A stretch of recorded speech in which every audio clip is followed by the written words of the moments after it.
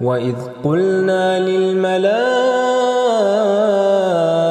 اسجدوا لآدم فسجدوا إلا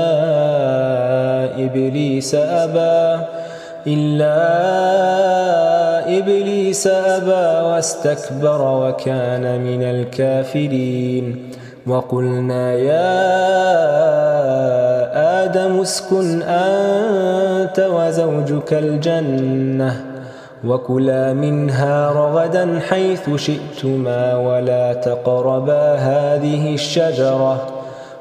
تقربا هذه الشجرة فتكونا من الظالمين فأزلهما الشيطان عنها فأخرجهما مما كانا فيه وقلنا اهبطوا بعضكم لبعض عدو ولكم في الأرض مستقر ومتاع إلى حين